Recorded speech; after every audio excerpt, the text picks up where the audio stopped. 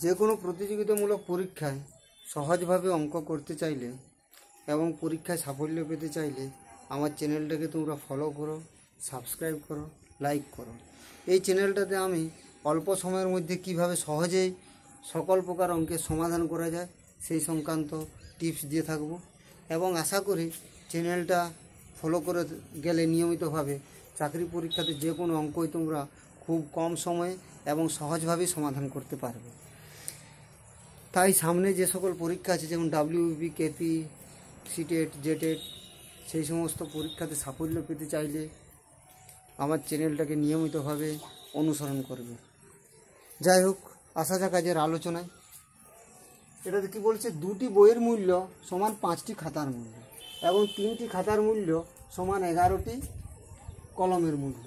220টি কলমের দামে কয়টি খাতা পাওয়া যাবে?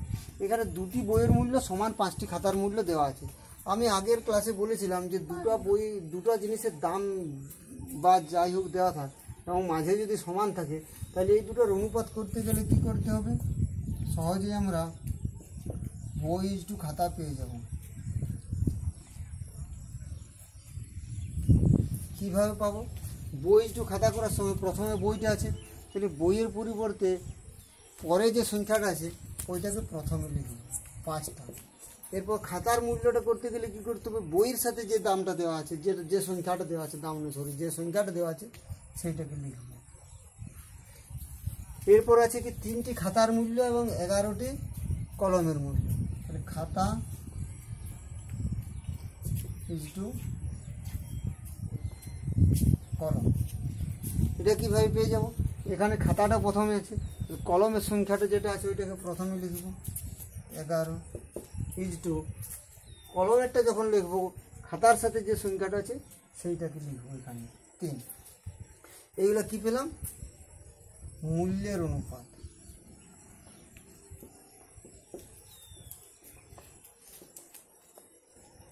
মূল্যের অনুপাত পেলাম।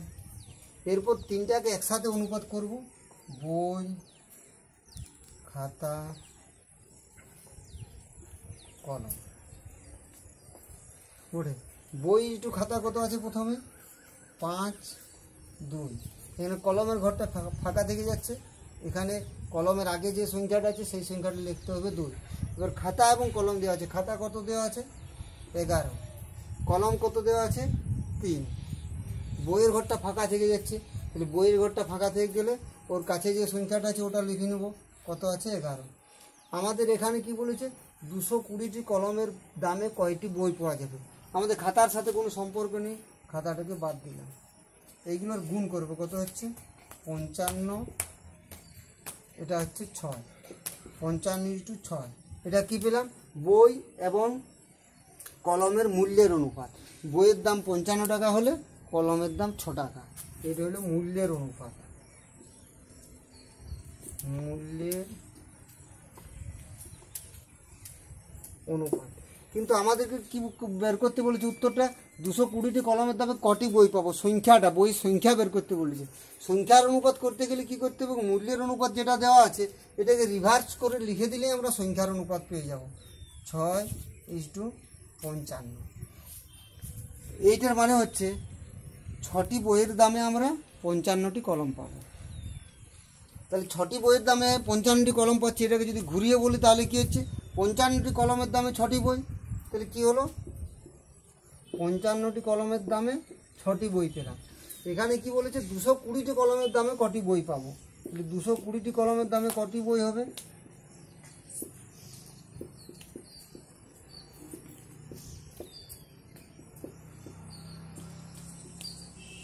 24টি।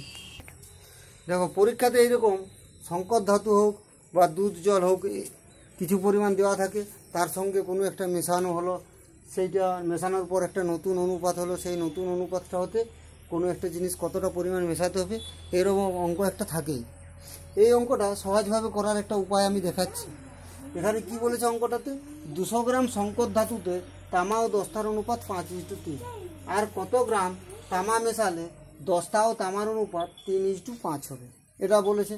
তো 200 গ্রাম সংকর ধাতু আছে, সেটাতে তামা দস্তার অনুপাত দেওয়া আছে, আর কত গ্রাম তামা মেশালে এখানে একটা জিনিস মনে রাখতে হবে, কোন জিনিসটা মিশাচ্ছে। এখানে কি বলেছে, কত গ্রাম তামা মেশাবে। তাহলে এই যে 200 গ্রাম সংকর ধাতুটা আছে, এইটা তামা যে অংশটা আছে এই অংশটাকে আমরা টোটালি বাদ দিয়ে দেবো, তামাটাকে আমরা হিসাবের মধ্যে রাখবোই না।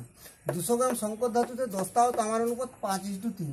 যেহেতু তামা মেশাচ্ছে তামার কোনো হিসাবে আমরা করব না, দস্তার হিসাব করব। দস্তা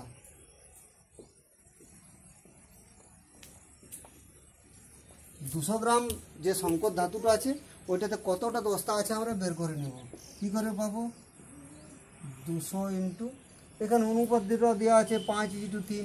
5 এবং 3-এর মধ্যে কোনটা দস্তার, দস্তা যেহেতু প্রথমে আছে তার মানে প্রথমের সংখ্যাটাই হচ্ছে দস্তার 5। নিচে কি করতে হয়, নিচে এইখানে যে সংখ্যা দুটো দেওয়া আছে এই দুটো যোগ, 5 আর 3 8। এরপর কাটাকাটি করে নেব, 8 দিয়ে 8 25 200, 25 5 125 গ্রাম। একটু ভালো করে বুঝে নাও, 200 গ্রাম সংকর ধাতু ছিল, সেটাতে তামা ও দস্তার অনুপাত ছিল 5:3। তারপর কি বললাম, কত গ্রাম তামা মেশালে, তামা মেশাচ্ছে মানে তামার হিসাবটাকে আমরা করবোই না, ওটাকে পুরোপুরি বাদ দিলাম। তাহলে 200 গ্রাম সংকর ধাতু কত দস্তা আছে আমরা করে নিলাম, কত হলো 125 গ্রাম। তামা মেশানোর পর তামা ও দস্তা ও তামার অনুপাত হয়ে যাচ্ছে 3:5।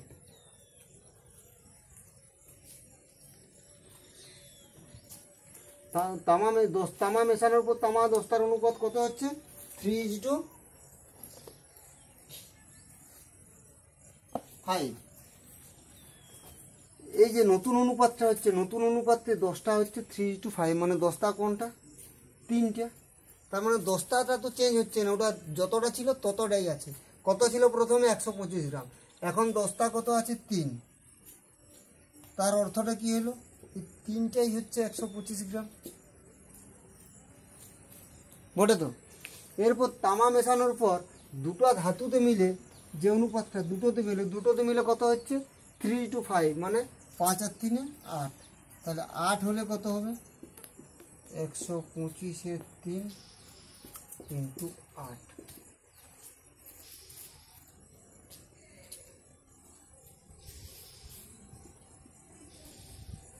এক 1000/3 গ্রাম। মোট ধাতুটা আমরা পেয়ে গেলাম 1000/3। আগে মোট ধাতুটা কত ছিল 200 গ্রাম, তাহলে তামাটা মেশানোর জন্যই ধাতুর পরিমাণটা বেড়ে গেল। তাহলে তামা কতটা মেশানো হলো, 1000/3 হলো নতুন ধাতুটা।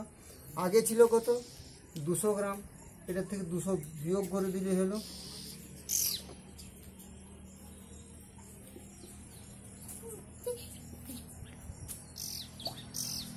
400/3 সমান 133 পূর্ণ 1/3 গ্রাম হলো। বুঝতে পারলে কি বলেছিল, 200 গ্রাম সংকর ধাতুতে তামা দস্তার অনুপাত 5:3। আর কত গ্রাম তামা মেশানো, কি মেশাচ্ছে পরে তামা মেশাচ্ছে। তাহলে কি বললাম, তামা যেহেতু মেশাচ্ছে তামার হিসাবটাকে আমরা ধরবই না, তামাটা বাদ দিয়ে হিসাব করবো। 200 গ্রাম সংকর ধাতু ছিল, সেই 200 গ্রাম সংকর ধাতুতে কতটা দস্তা আছে বের করে নিলাম। এরপর তামা মেশানোর পর দস্তা ও তামার অনুপাত হয়ে গেল কত 3:5। তার মানে দস্তাটা হয়ে গেল 3। তার মানে কি হচ্ছে, এর অর্থটা কি দাঁড়াচ্ছে, এই 3টা মানে হচ্ছে 125 গ্রাম। আর দুটো মিশিয়ে পর কত হচ্ছে 3 আর 5 যোগ করলে এটা 3 আর 5 যোগফল, শেষে যে অনুপাতটা দেওয়া আছে 3 আর 5 যোগ করলে হচ্ছে 8। তাহলে 8 সমান কত বের করে নিলাম।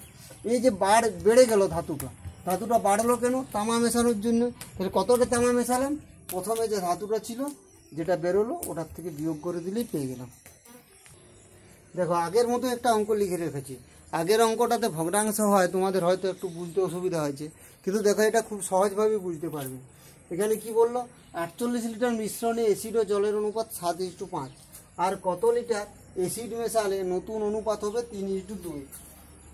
কি মেশাচ্ছে এইখানটা আগে দেখে নেব কি মেশাচ্ছে, আর কত লিটার অ্যাসিড মেশাচ্ছে অ্যাসিড। তাহলে এই 48 লিটারের মধ্যে আমরা অ্যাসিডটাকে পুরোপুরি বাদ দিলাম। তাহলে অ্যাসিড বাদ দিলে কি থাকছে, অ্যাসিডের জলের অনুপাত আছে 7:5, অ্যাসিড বাদ দিলে থাকছে জল। তাহলে 48 লিটারে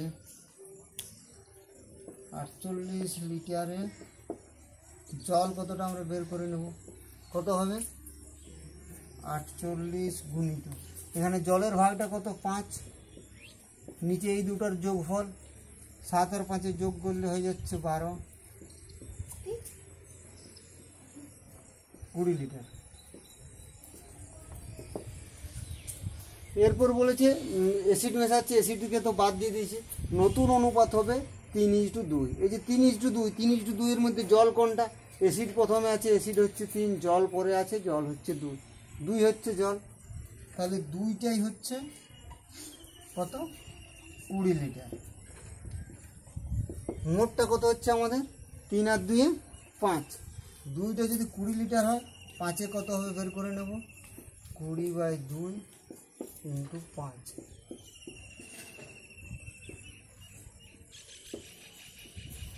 50 লিটার। ছিল কত আমাদের প্রথমে 48 লিটার, তাহলে অ্যাসিড মেশাতে হবে কতটা,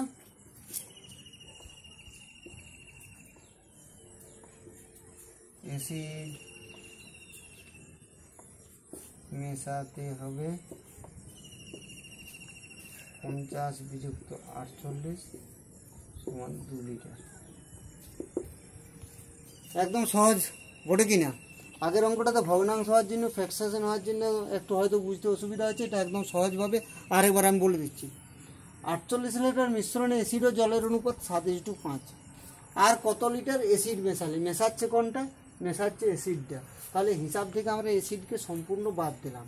তাহলে 48 লিটার মিশ্রণটা যেটা ছিল ওইটাতে জল কতটা আছে, জল আছে 5, তাহলে 48 গুণিত 5 এর 5 আর 7 12, কত পেয়ে গেলাম, জলটা পেয়ে গেলাম 20 লিটার।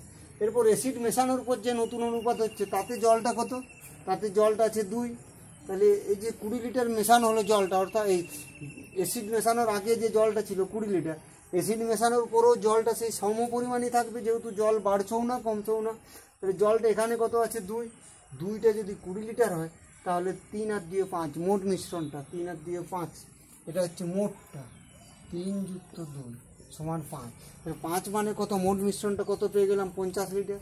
আগে মোট মিশ্রণটা ছিল 48 লিটার, এখন হয়ে গেল 50 লিটার, তাহলে কত লিটার মিশালাম 2 লিটার। 2610 টাকা এ, বি এবং সি এর মধ্যে এমনভাবে ভাগ করা হলো যাতে এর 0.5 সমান বি এর 0.6 সমান সি এর 0.75 হয়। সি কত টাকা পাবে? এবার এই যে অনুপাতটা আছে, এর সাথে বি সমান সমান, তার সাথে সি সমান, এই অনুপাতটাকে কীভাবে আমরা সরল অনুপাতে করব আগের একটা ক্লাসে আলোচনা করেছিলাম। যদি বুঝতে অসুবিধা হয় ওটা একটু দেখে নেবে, আমিও একবার বলে দিচ্ছি। এখানে আছে এর 0.5, 0.5 এটাকে আমরা ভগ্নাংশ করে নেব, 5 এর 10। বি এর কী আছে, বি এর 0.6, এটাকে ভগ্নাংশ করলে কী পাবো 6 আর 5 সমান সি এর 0.75, এটাকে ভগ্নাংশ করলে কী পাবো 75 এর 100। এখানে দশমিকের পরে একটাই সংখ্যা আছে, তার জন্য একটা শূন্য হলো একের পর, এখানে দশমিকের পরে একটা সংখ্যা আছে বি এর সাথে, তার জন্য একটা শূন্য হলো, সি এর সাথে 0.75 দুটো সংখ্যা আছে, সেই জন্য এখানে দুটো শূন্য দিলাম। এইগুলো একটু কাটাকাটি করে ছোট করে নেব। কীভাবে করবো, 5 দিয়ে কাটবে, 5 × 2 = 10, 2 দিয়ে কাটবে 2 × 3 = 2 × 5, এটা 25 দিয়ে কাটবে, 25 × 3 = 25 × 2 সরি 25 × 4 = 100, এটা 50 হয়ে গেছে। এরপর A/2 B/2 সি করার সময় কি করব বলেছিলাম, যে ভগ্নাংশগুলো আমরা এখানে পেয়েছি এই ভগ্নাংশগুলোকে আমরা কি করব, উল্টিয়ে রেখে নেব। এর কত আছে 1 এর 2, এটাকে যদি উল্টিয়ে নিই তাহলে কি হবে 2 এর 1। বি এর কত আছে 3 এর 5, এটাকে যদি উল্টিয়ে নিই কি হবে 5 এর 3। সি এর সাথে কত আছে 3 এর 4, এটাকে উল্টিয়ে নিলে কি হবে 4 এর 3। এরপরে নিচের সংখ্যাগুলো লসাগু করব 3, সবগুলোকে 3 দিয়ে গুণ করে নেব। 2 এর 1 গুণিত 3 = 5 এর 3 গুণিত 3 = 4 এর 3 গুণিত 3, কাটাকাটি করে নিলাম, তাহলে কত হচ্ছে 6 = 5 = 4, পেয়ে গেলাম এ বি সি এর অনুপাত। এরপর বলেছে সি কত টাকা পাবে, তাহলে সি এখানেই পাবে, সি পাবে কত টাকা ভাগ করে হচ্ছিল 2610, 2610 গুণিত সি এর কত বটে 4 ডিভাইডেড বাই নিচে সংখ্যাগুলোর যোগ 15, 15 দিয়ে এটা কাটবো, 15 একটু 15, 15 একটু 15, 10 100 11, 15 6 90, 15 6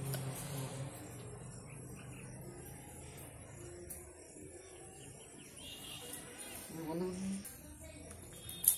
15 7 105, 6 60, 15 4 60, 174 আর 4 গুণ করে দেবো, 4 4 16, 6 হাতে গেলো 1, 4 7 28, 29, 9 হাতে গেলো 2, 4 4 2 6, 696 টাকা পেয়ে গেলাম।